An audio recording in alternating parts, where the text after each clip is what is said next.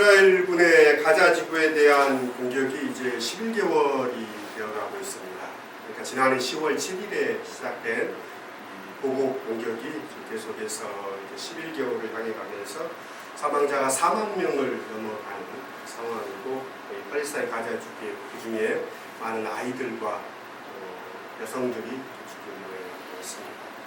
팔레스타인 가자 지구의 보건 의료 체제가 이렇게 무너지고 어린 아이들 가운데 소아마비 환자가 발생하기 시작했다.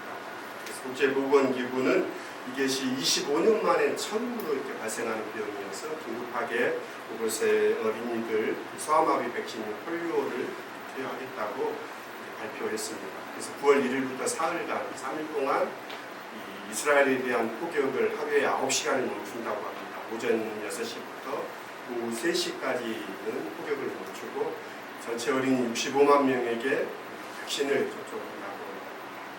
참 전쟁의 와중 속에서 이 아이들을 보건을 위해서 애쓰는 참 그들의 노력이 너무나 작아 보이기도 하지만 너무나 미약하고 미미하지만 그 속에 그를 통해서도 그 땅에도 평화가 임할 수 있기를 소원합니다. 그 와중에 어린아이들을 포함해서 어제도 6명이 죽임을 당했다고 하는데요.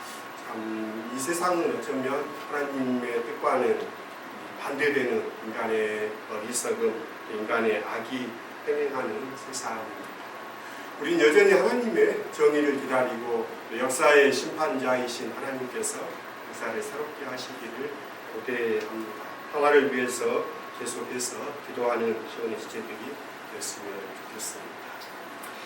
오늘 성서 본문은 마가복음으로 다시 돌아왔습니다. 요한복음 6장에 생명의 빵이신 예수에 대해서 이렇게 길게 강론이 이어졌고 교회에게 말씀드렸는데, 창조주를 맞이하면서 오늘 마가복음 7장에 예수님께서 이제 제자들과의 대화 가운데 옵니다.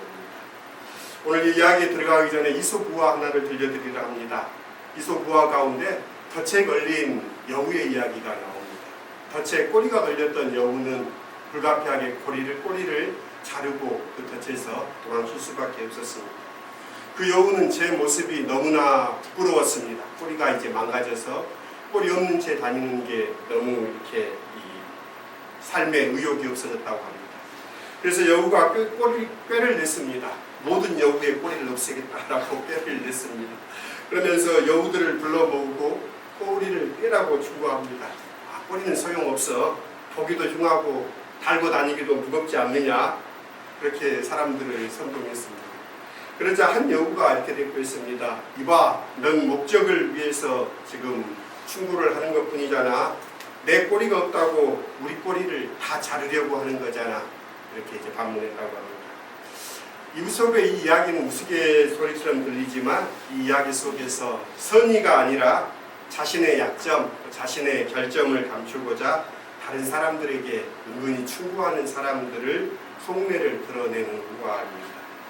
그럴듯한 말과 그럴듯한 표정으로 사람들이 듣고 싶어하는 말, 듣기 좋은 말을 하면서 자신의 이익을 달성하는 사람, 사자성어로 교원영색이라고 하는데요. 이런 사람들이 횡행하는 세상이기도 합니다. 예수 시대에도 그런 사람들이 있었습니다. 그럴듯한 말과 그럴듯한 논리를 가지고 사람들에게 무거운 짐을 지었던 사람들입니다. 그들은 바리새인이라고도 이야기할 수가 있죠. 성경에서 예수님께서 율법의 무거운 짐을 사람들에게 메우면서 자신들은 하나도 지지 않으려 한다라고 예수님께 비판받았던 사람들의 이야기입니다. 유대인들은 자신들이 하나님의 백성이라는 것에 자주 금지를 가졌습니다. 또 우리 민족도 한민족, 또 우리 민족이라는 말을 하면서 한국어에는 특별히 우리라는 말이 우리는 무식 중에도 많이 사용합니다. 우리 집, 우리 가정, 우리 아이들, 우리라는 표현들을 우리는 씁니다. 교회에서도 우리 교회 이런 표현도 쓰고 또 심지어 교회 이름에 우리 교회라는 교회들도 있습니다. 이 우리라는 말을 사용하면 우리는 잘 모르지만 그 우리라는 말이 갖고 있는 배타성도 우리는 기억해야 할 필요가 있습니다.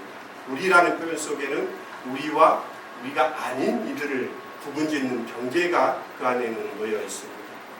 구분은 경계를 긋는 일입니다. 그래서 사람들은 혈연, 또 지연, 학벌, 성별, 계층, 이데올로기, 국적, 인종 등 다양한 범주를 가지고 경계를 짓고 이것이 기준이 되곤 합니다.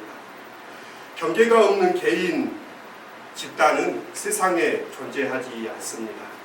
정도의 차이가 있지만 사람이 살아가는 세상은 배타적일 수밖에 없습니다. 아이러니하게도 기독교회나 또는 기독교회 역시도 특정한 기준으로 경계를 삼아 구분을 짓습니다.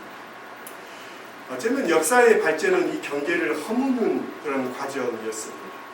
예수께서도 유대인과 유대인 아닌 사람의 그 경계를 넘나드셨고, 또 유대인들이 가로지었던 죄인과 죄인이 아닌 그 경계를 주님은 넘나들었던 것을 우리는 기억할 필요가 있습니다. 경계는 어쩌면 우리의 정체성과도 연결됩니다. 그래서 본능적으로 우리는 경계를 긋습니다. 그래서 따라서 함부로 경계를 없애버린다면 자신의 정체성이 사라지기도 합니다. 마치 달걀의 안과 밖을 구분하는 껍질을 부수면 달걀과 그 안에 생명이 쏟아져서 소멸하는 이치와 같습니다. 새로운 생명이 부활할 때까지는 그 껍데기가 그 생명의 울타리인 까닭에 소중하게 유지되어야 합니다.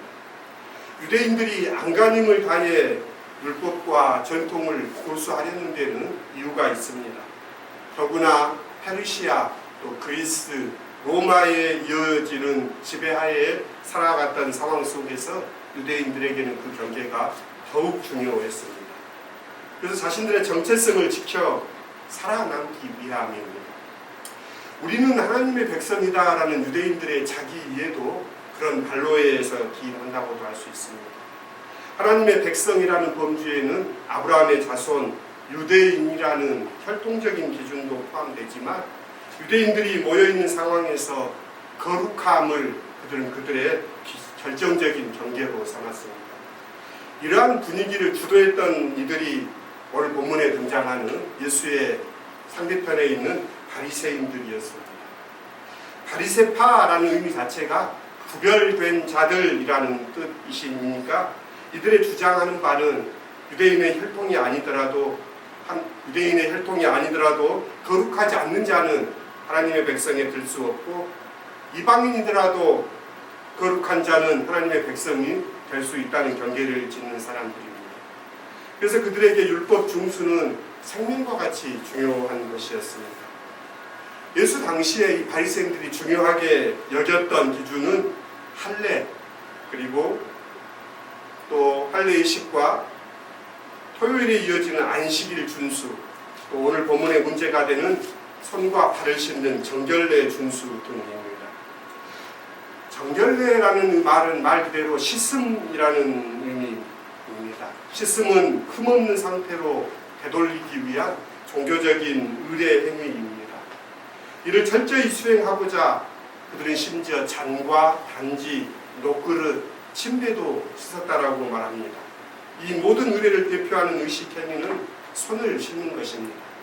이런 손 씻음을 통하여 거룩함을 회복한다라는 의미입니다. 이를 어김으로 거룩함을 훼손했을 때 그는 하나님의 백성의 자격을 상실한다는 것이 이 바리새파 유대인들의 믿음이었습니다. 그래서 그들은 예수의 제자들이 손 씻지 않음을 문제 삼습니다. 손을 씻지 않고 먹는다라는 것은 위생상의 규정이 아니라 부정한 자는 먹지 못한다라는 금령이면서 나아가 거룩하지 않는 자는 생명을 누릴 자격이 없다라는 유대인들의 그런 믿음, 그런 신앙입니다. 실제 정결례의 배경은 출애굽기 30장 17절로 21절에 근거합니다. 너희는 물두멍을 롯으로 만들고 회막과 제단 사이에 두고 그 속에 물을 담으라. 아론과 그 아들들이 그 두멍에서 수족을 씻되 그들이 회막에 들어갈 때 씻어주기를 면할 것이요 제단에 가까이 가서 그 직분을 행하여 여호와 앞에 화제를 사를 때에도 그리할지니라. 이와 같이 그들이 그 수족을 씻어주기를 면할지니 이는 그와 그의 자손이 대대로 지킬 영원한 규례니라. 그래서 손을 씻지 않는 행위는 유대인들은 죽음이라고 생각했습니다. 떡이 하나님의 은혜를 상징한다면 손을 씻지 않는다는 것은 하나님의 은혜를 받을 자격이 없다라는 것으로 해석했습니다. 그런 까닭에 예수의 제자들이 손을 씻지 않고 음식을 먹었다는 것은 그들에게는 어떻게 보면 그냥 지나칠 수 없는 사건이 됩니다. 거룩함을 훼손하는 불교인이요 하나님의 백성을 부정하는 그런 행태입니다.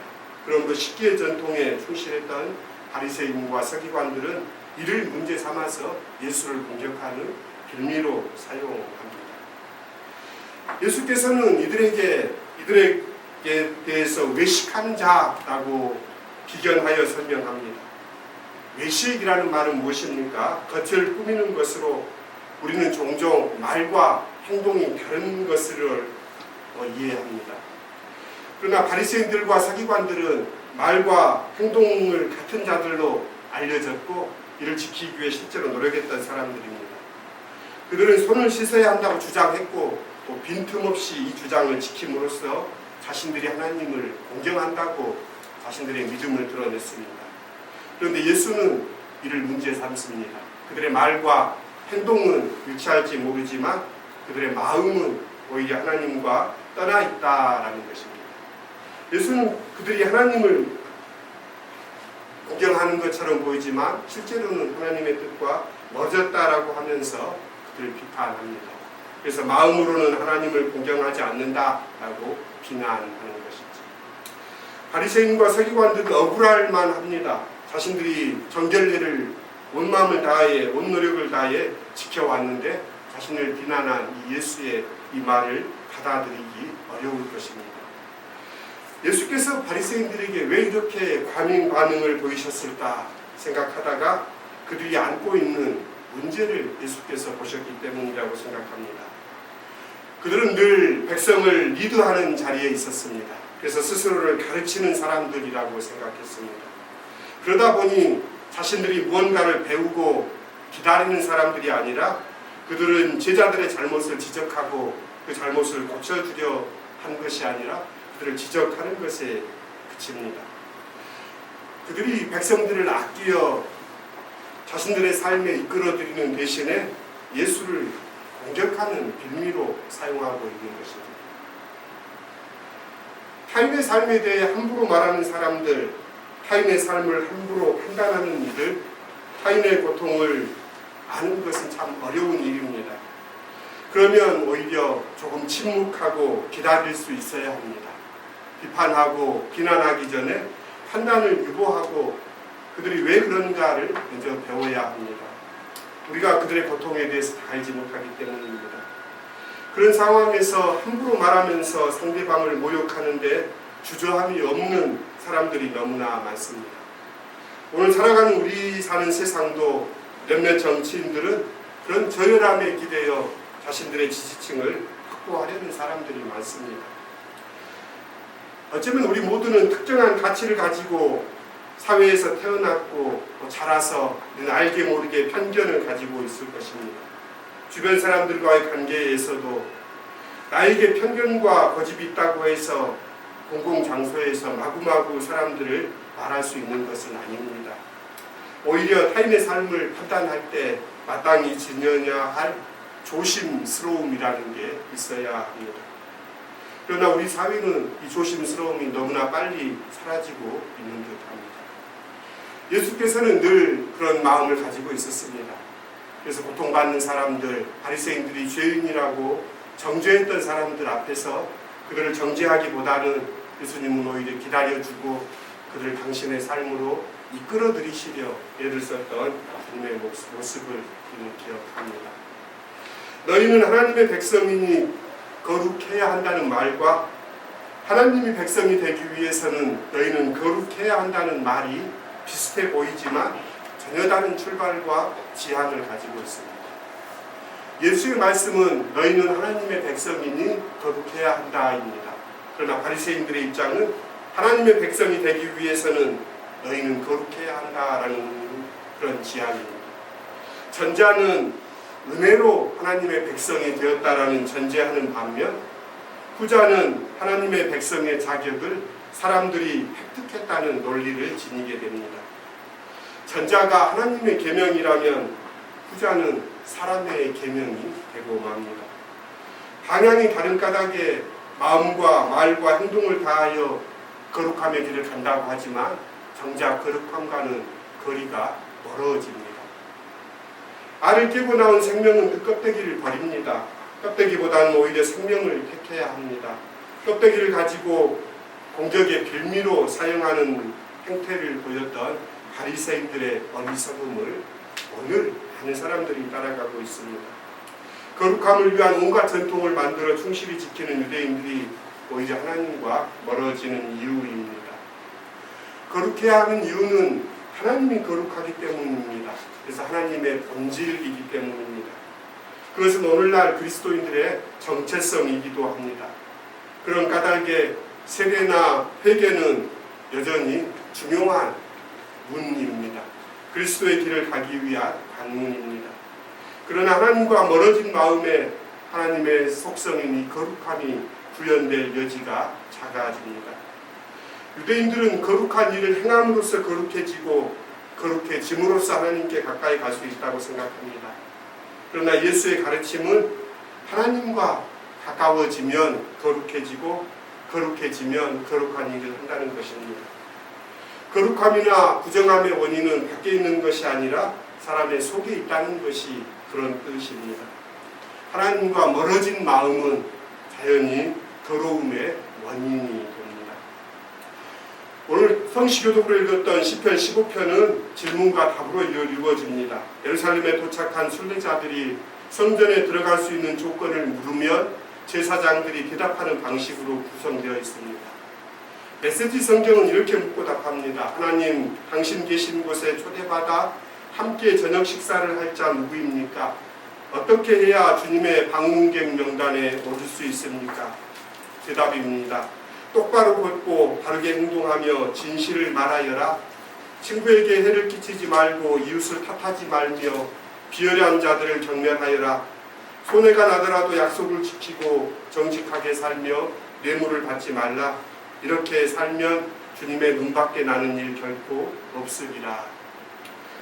로마의 식민지 상황 속에서 각 동족 유대인들에게도 박해를 받았던 그런 초대 기독교의 야고보는 말합니다.